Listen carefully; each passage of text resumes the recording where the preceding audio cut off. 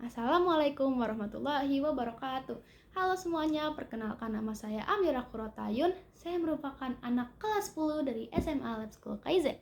Dan pada hari ini, saya diberikan kesempatan untuk membuat video edukasi mengenai hal-hal terkait dunia digitalisasi. Oleh karena itu, tolong izinkan saya menemani kalian semua untuk beberapa menit ke depan. Pertama-tama, sebelum masuk ke materi, saya ingin bercerita dan mengajak main kalian semua tebak-tebakan. Jadi di sini saya baru saja menggali lubang yang sangat besar dan ketika saya lihat ke dalam lubang tersebut, saya menemukan adanya harta karun.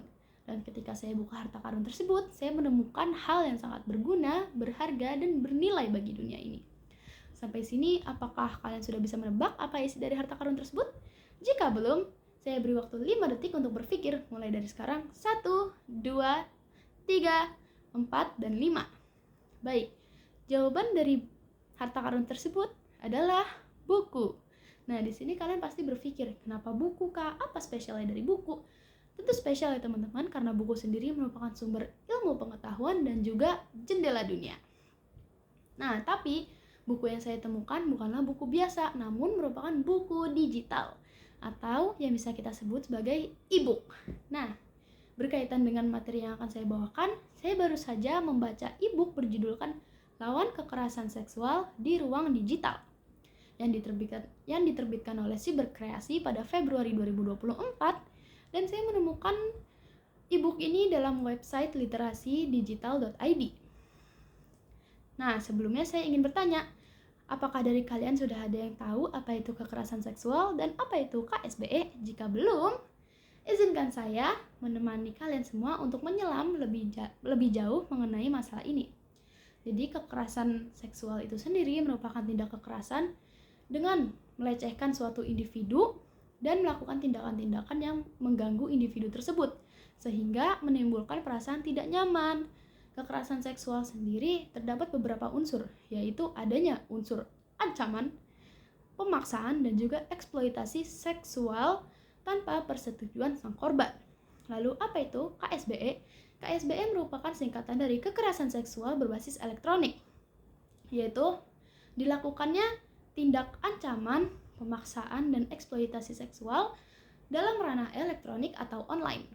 Oke, sampai sini kalian pasti sudah ngerti dong apa definisi-definisinya. Nah, maka selanjutnya saya akan menjelaskan mengenai bentuk-bentuk kekerasan seksual berbasis elektronik.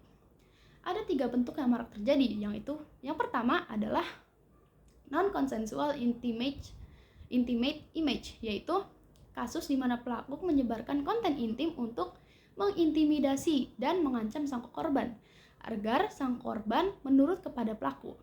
Lalu kedua, adanya cyber flashing, yaitu di mana ketika sang pelaku mengirimkan sebuah foto atau video secara tiba-tiba yang bernuansakan seksual kepada sang korban.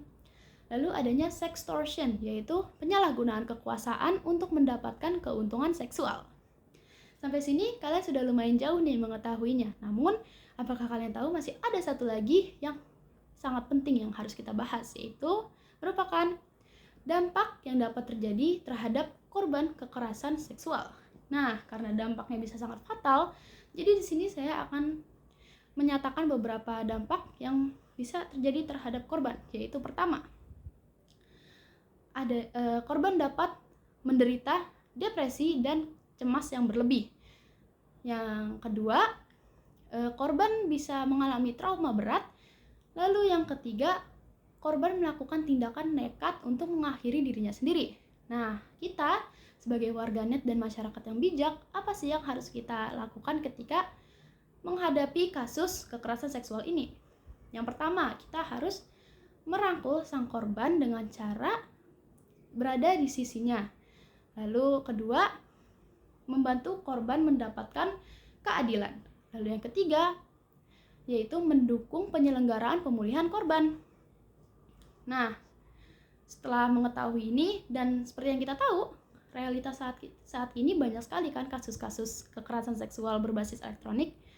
Tapi bersyukurlah karena kita hidup di masa modern yang dimana orang-orang pada masa kini sudah lebih terbuka mengenai hal-hal terkait kekerasan seksual ini. Terus sudah banyak juga media-media yang meliput agar sang korban bisa mendapat keadilan. Dan sudah ada juga undang-undang mengenai perlindungan kekerasan seksual ini, yaitu merupakan Undang-Undang Nomor 12 Tahun 2022 mengenai tindak pidana kekerasan seksual. Nah, namun bagi saya sendiri kita masih memiliki PR, yaitu PR mengenai solusi untuk mengatasi dan mengurangi angka kasus kekerasan seksual. Bagi saya ada beberapa solusi yang bisa dicoba, yaitu yang pertama, diadakannya pendidikan atau pemahaman seksual sejak kecil. Lalu kedua, yaitu diadakannya kampanye kesadaran mengenai dampak dan kekerasan seksual. Lalu yang ketiga, kita bisa menegakkan hukum secara tegas dan adil tanpa pandang bulu terhadap pelaku kekerasan seksual. Nah, bagi saya sendiri di akhir video, saya hanya ingin mengajak kalian semua untuk saling merangkul sang korban kekerasan dan untuk saling menyebarkan informasi-informasi baru mengenai kekerasan seksual berbasis elektronik agar kita semua lebih paham dan lebih sadar mengenai dampak dan bahayanya kekerasan seksual ini. Nah, mungkin itu saja yang bisa saya sampaikan. Jika ada salah-salah kata, mohon maaf. Sekian dari saya. Wassalamualaikum warahmatullahi wabarakatuh.